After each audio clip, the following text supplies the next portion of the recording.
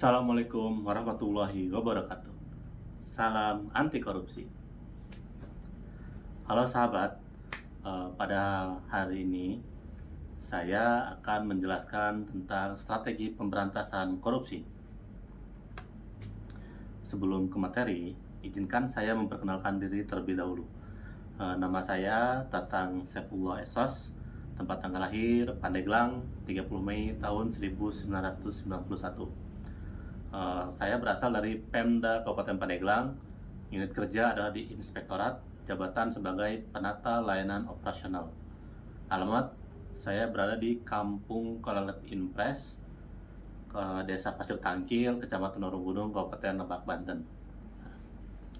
Berikut adalah riwayat pendidikan saya. Pertama, saya lulus dari SDN Karangsetra dan selanjutnya saya lulus di SMP Negeri 2 Karangtanjung pada tahun 2007 dan lulus di SMK Negeri 7 Kabupaten Pandeglang pada tahun 2010. Saya lulus di Sekolah Tinggi Ilmu Sosial dan Ilmu Politik Banten Raya pada tahun 2014. Selanjutnya adalah riwayat pekerjaan saya. 2011 sampai 2014 saya bekerja pada Badan Pelaksana Penyuluhan Pertanian, Perikanan, dan Kehutanan Kabupaten Pandeglang. 2015 sampai 2016 saya bekerja pada Badan Ketahanan Pangan dan Penyuluhan Kabupaten Pandeglang. 2017 sampai dengan 2021 saya bekerja pada Dinas Pertanian Kabupaten Pandeglang. 2022 sampai dengan 2025 saya bekerja pada Dinas Pertanian dan Ketahanan Kabupaten Pandeglang. Serta yang terakhir dari tanggal 1 September 2025 sampai dengan sekarang saya bekerja di Inspektorat, yaitu pada Subag, Analis dan Evaluasi sebagai penata layanan operasional. Selanjutnya, saya memiliki hobi olahraga, terutama badminton. Nah, kita harus setuju ya, bahwa korupsi itu adalah kejahatan yang sangat luar biasa. Kenapa? Karena korupsi itu dapat menimbulkan satu, kemiskinan, kedua, kerusakan alam, dan yang ketiga adalah biaya ekonomi tinggi. Maksudnya apa? Mari kita simak dalam materi selanjutnya. Merusak sendi-sendi ekonomi, sosial, politik, dan budaya bangsa.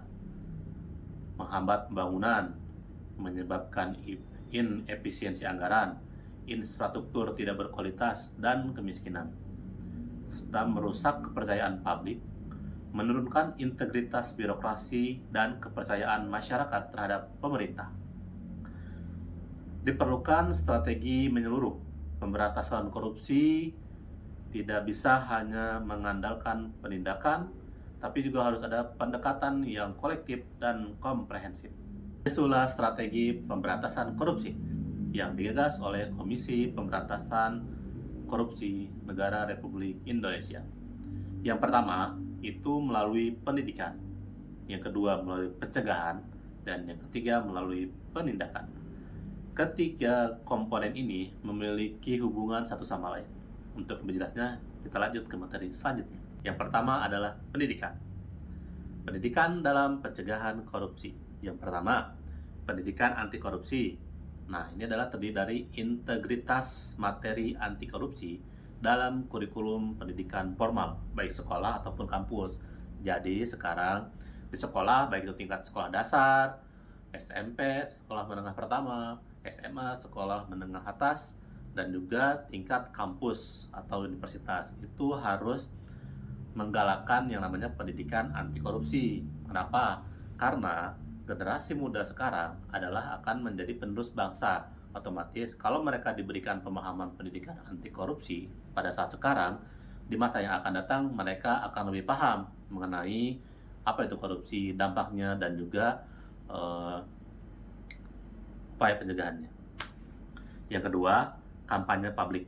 Nah, kampanye publik ini terdiri dari sosialisasi bahaya korupsi melalui berbagai media massa, seminar, dan diskusi. Nah, di era milenial sekarang atau digitalisasi 4.0 ini, mungkin kegiatan kampanye publik ini lebih efektif apabila dikampanyekan melalui video daring, YouTube, TikTok, ataupun medsos lainnya.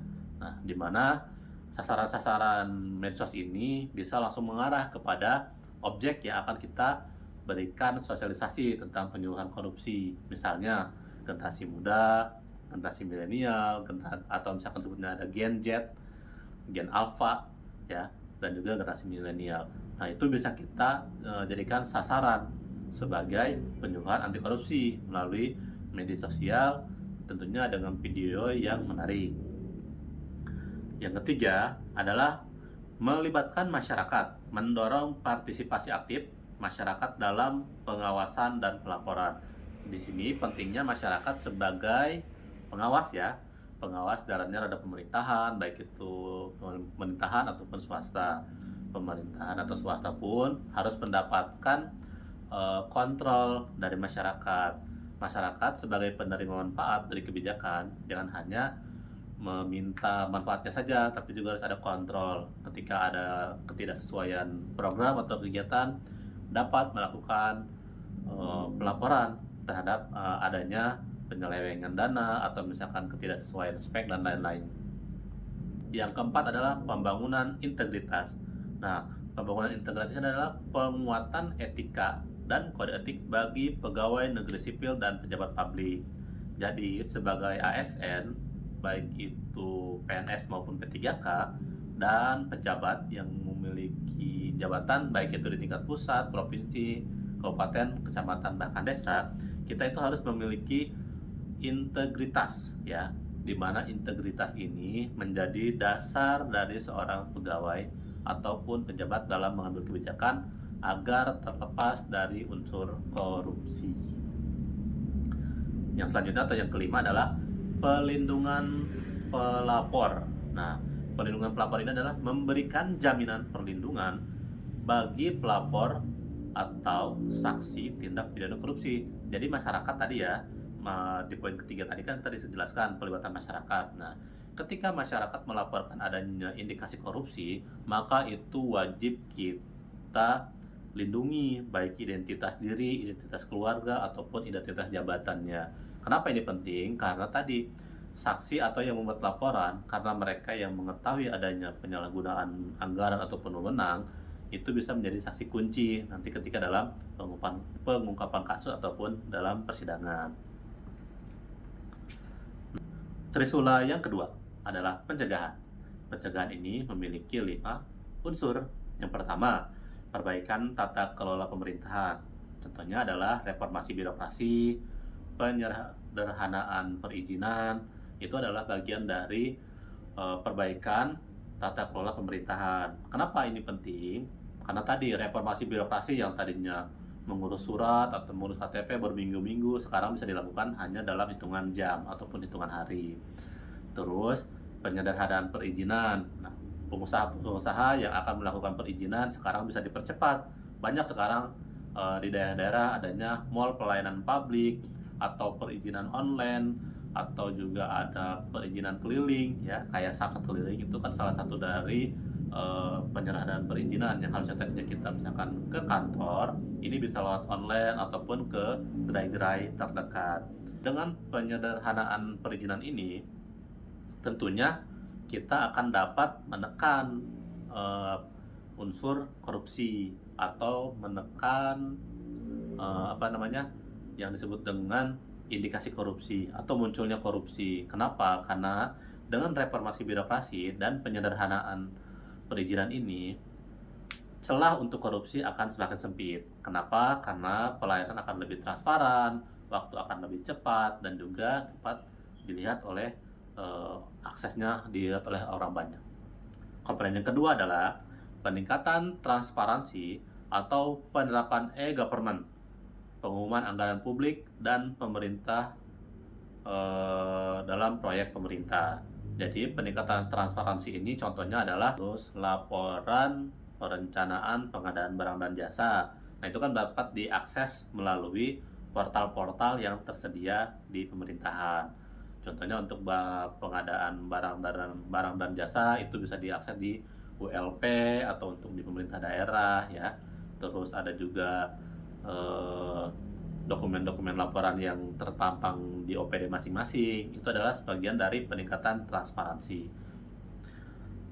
Selanjutnya adalah komponen yang ketiga adalah pelaporan kekayaan. Nah, pelaporan kekayaan ini sangat penting juga. Kenapa? Wajib lapor harta kekayaan penyelenggaraan negara. Jadi adalah disebut dengan LHKPN, di mana LHKPN ini dibuat setiap tahun atau di akhir tahun berjalan. Misalkan 2025 berarti kita akan membuat LHKPN-nya di tahun 2025. Ketika 2024 berarti LHKPN itu dibuat di Desember 2024. Kenapa LHKPN ini penting? Karena seorang pejabat ketika melaporkan seluruh kekayaan yang dia miliki per tahun, itu akan dapat terrecord atau dapat diketahui peningkatan jumlah kekayaannya, pengurangannya. Nah, kalau misalkan seorang pejabat ada peningkatan atau lonjakan kekayaan yang signifikan, nah itu dapat menjadi indikasi terjadinya korupsi, atau misalkan dapat dilakukan audit secara intensif oleh KPK ataupun inspektorat. Yang keempat, komponen selanjutnya adalah pengendalian gratifikasi. Nah, mewajibkan pelaporan gratifikasi dalam menindak penerima suap. Nah, jadi pengendalian gratifikasi ini tadi dengan penyederhanaan birokrasi, penyederhanaan perizinan, reformasi birokrasi, ada transparansi anggaran, terus pejabat melaporkan kekayaannya dalam informasi publik, maka pengendalian gratifikasi ini akan semakin efektif. Kenapa? Karena tadi dengan transparansi anggaran, reformasi birokrasi yang sederhana, seorang pejabat akan lebih mudah diawasi dalam setiap melakukan penyelenggaraan pemerintahan, baik itu sektor pemerintahan maupun swasta. Yang komponen kelima adalah pengawasan internal, ialah memperkuat peran aparat pengawasan internal pemerintahan atau APIP dan auditor. Nah, ini peran dari auditor ya, atau misalkan inspektorat yang harus melakukan pemeriksaan rutin, nah, baik dari kegiatan pemerintah daerah, pemerintah pusat maupun pemerintah provinsi. Jadi peran inspektorat ini sangat penting ya untuk mengawal jalannya birokrasi di pemerintahan, baik tingkat pusat, provinsi maupun kabupaten. Karena setiap pengawasan pasti akan menghasilkan ketaatan, atau misalkan akan menghasilkan transparansi anggaran dalam pengelolaannya. Trisula yang ketiga adalah penindakan. Nah, penindakan ini juga sama, ada 5 komponen. Yang pertama, penyelidikan. Penyidikan ialah proses cepat, akurat, dan profesional. Jadi ketika ada laporan dari masyarakat atau misalkan hasil audit dari inspektorat menemukan adanya indikasi korupsi, maka akan dilakukan penindakan berupa penyelidikan dan penyidikan. Tentunya prosesnya pun harus secara cepat, akurat, profesional, dan juga transparan. Nah, yang kedua adalah penuntutan, menuntut hukuman yang berat dan maksimal, termasuk tuntutan pengembalian kerugian negara. Nah, setelah terbukti melakukan korupsi, biasanya akan dilakukan penuntutan berupa tadi pemberian hukuman dan juga ganti rugi atas korupsi yang telah pejabat atau misalkan seseorang atau misalkan ASN yang lakukan. Jadi dia harus segera mengembalikan total kerugian negara ke dalam kas negara kembali. Yang ketiga adalah pelaksanaan putusan. Nah, pelaksanaan putusan itu adalah sidang hasil eksekusi yang konsisten dan tanpa pandang bulu. Jadi seorang hakim atau misalkan seorang jaksa dalam melaksanakan putusan hukumnya yang mengikat ya tentunya kepada narapidana korupsi, itu harus secara konsisten dan juga tanpa pandang bulu, tanpa melihat latar belakang, baik itu background keluarga, daerah, atau asal. Harus netral dalam memberikan keputusan untuk memberikan kepastian hukum yang adil. Yang keempat adalah penyelamatan aset atau aset recovery.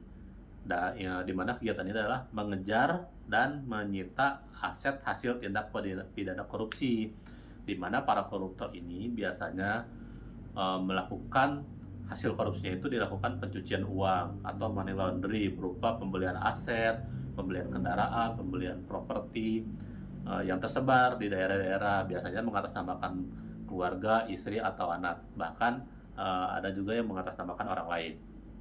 Nah, ini perlu untuk melakukan penyitaan atau penyelamatan aset. Kenapa? Karena aset yang dibeli oleh para koruptor ini merupakan adalah bersumber dari uang negara yang tentunya juga bisa dikembalikan ke negara untuk selanjutnya dilelang ataupun dijual kembali, dan hasil lelang ini akan digunakan lagi untuk kesejahteraan masyarakat atau untuk mendukung pembangunan-pembangunan yang ada di negara Indonesia kita ini. Strategi yang kelima adalah penguatan kerjasama. Jadi koordinasi antar lembaga penegak hukum atau APH ya, aparat penegak hukum, baik itu TNI, Polri, Kejaksaan, dan juga KPK. Hal ini penting, kenapa? Karena Polri, Kejaksaan, dan KPK ini merupakan mitra yang saling mendukung dalam pemberantasan korupsi di Indonesia. Selanjutnya adalah peran masyarakat, swasta, dan juga media dalam pemberantasan anti korupsi. Yang pertama, masyarakat. Dia memiliki peran yang pertama melakukan pemantauan dan pengawasan independen terhadap kebijakan publik. Yang kedua, mengkampanyekan kesadaran anti korupsi. Nah, dari swasta, yang pertama, swasta juga memiliki peran dalam melakukan upaya pencegahan korupsi. Yang pertama adalah menerapkan good corporate government atau GCG dan standar etika bisnis yang tinggi. Yang kedua, menciptakan zona integritas anti suap di lingkungan perusahaan. Sedangkan untuk media itu melakukan fungsi kontrol sosial dan pemberitaan investigasi yang berimbang tentang kasus korupsi. Jadi peran masyarakat, swasta, dan media ini memiliki peran kolaboratif dalam memberantas korupsi. Kesimpulan. Nah, dari pemaparan tadi kita akan tarik kesimpulannya. Yang pertama, pemberantasan korupsi membutuhkan pendekatan trisula, pendidikan, pencegahan, dan pendidikan secara seimbang. Yang kedua, perbaikan sistem dan pembangunan budaya integritas adalah investasi jangka panjang. Dan yang ketiga adalah dibutuhkan komitmen politik yang kuat dari pimpinan negara dan partisipasi aktif dari seluruh elemen masyarakat dalam pencegahan korupsi. Jadi korupsi ini bukan hanya tugas dari pemerintah saja, tapi tugas kita juga sebagai masyarakat. Jadi diharapkan kepada masyarakat untuk dapat lebih berperan aktif dalam mengontrol kegiatan jalannya pemerintahan. Laporkan setiap ada kecurangan, penyelewengan, ataupun pemerasan yang dilakukan oleh oknum, pejabat, ataupun ASN. Terima kasih. Sampai ketemu di video selanjutnya. Assalamualaikum warahmatullahi wabarakatuh. Salam integritas, salam anti korupsi.